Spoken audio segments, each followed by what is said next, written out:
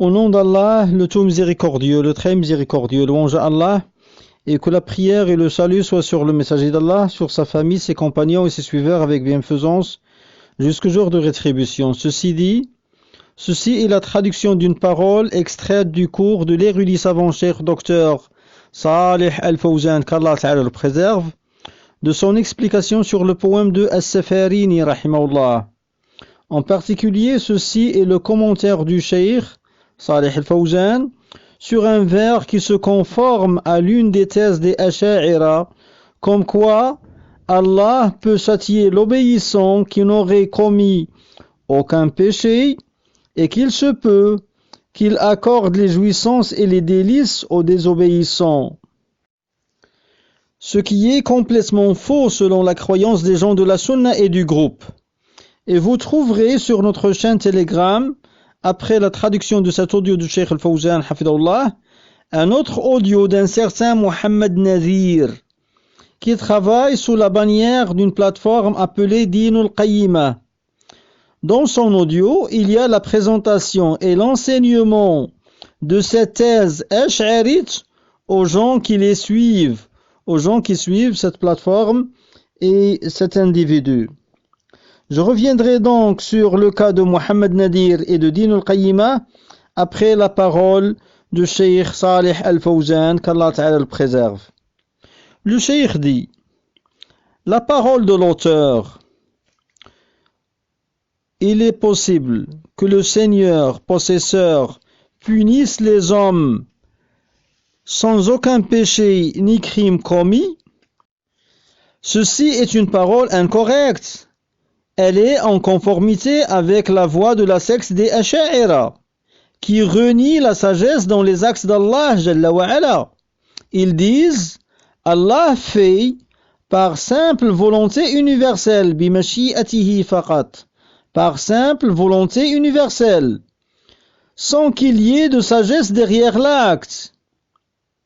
Ils disent encore: il est possible qu'il châtie l'obéissant et qu'il accorde la jouissance aux mécréants, c'est-à-dire dans l'autre demeure, dans l'au-delà, et qu'il accorde la jouissance aux mécréants, parce qu'il fait ce qu'il veut.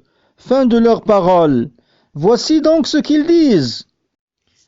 Quant aux gens de la Sunna, ils déclarent que cela est faux concernant Allah subhanahu wa ta'ala, puisqu'il ne lui sied pas qu'il accorde la jouissance aux mécréants et qu'il punisse le croyant, justement en raison de sa sagesse, hikmatihi subhanahu wa ta'ala, et en raison de sa miséricorde, rahmatihi. Et les preuves dans le livre et la sunna montrent qu'il prépara aux pieux les paradis et qu'il prépara le feu aux mécréants. Voici ce qui est annoncé dans le livre et la sunna. Comment dites-vous, citation, il se peut qu'il punisse les hommes sans péché ni crime commis, fin de citation. Ceci est conforme à la voie ash'arite, qui stipule qu'Allah fait par simple volonté universelle, mashi'a, uniquement, non pas par une sagesse. Quant aux gens de la sunna, ils disent: Allah fait par sagesse, Jalla wa Ala. Il place les choses donc là où il convient. Il met le châtiment à sa place, à savoir dans les mécréants et les désobéissants, et il met le délice à son endroit, dans les gens d'obéissance, les gens de la foi. Voici ce qui sied à Allah Jalla wa Ala. Donc ce vers n'est pas juste. Allah ne punit pas les hommes sans péché ni crime. Il ne punit que les gens des péchés et des crimes. Et il n'accorde la jouissance, c'est-à-dire dans l'au-delà, et il n'accorde la jouissance qu'aux gens des obéissances, les gens de Atta'a, les gens des obéissances et des bonnes œuvres. Voici ce qui est prouvé dans le livre et la sunna. Fin de la parole du Cheikh Hafidahullah.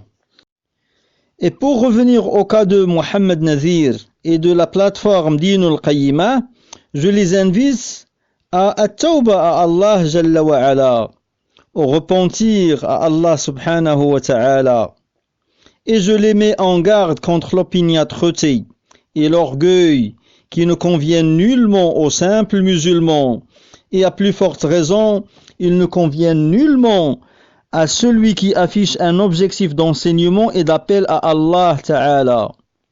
Et je souligne que ceci n'est pas la seule parole où Muhammad Nadir se conforme à la voie innovatrice des Asha'ira, d'après le seul document ou le seul cours que j'ai pu écouter de lui jusqu'à présent. Wallahu al-musta'an. Fin de ce document et de cette nasiha. Walhamdulillahi rabbil alamin. Et le jugement rationnel de manière acquise, l'exemple qu'il donne généralement, c'est le fait que Allah subhanahu wa ta'ala, le jugement rationnel permis de manière acquise, c'est le fait qu'Allah subhanahu wa ta'ala peut châtier une personne qui n'a commis aucune désobéissance.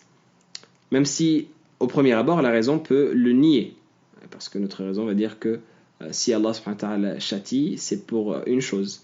Mais en vérité, si on réfléchit, bien Allah subhanahu wa ta'ala a tous les droits sur sa création. Il a créé la création et il peut parfaitement la châtier comme il le souhaite.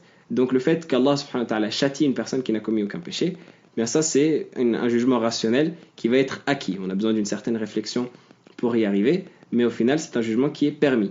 Donc là, Allah subhanahu wa ta'ala peut châtier comme il peut ne pas châtier, selon son bon vouloir bien évidemment, la personne qui n'a commis aucune désobéissance.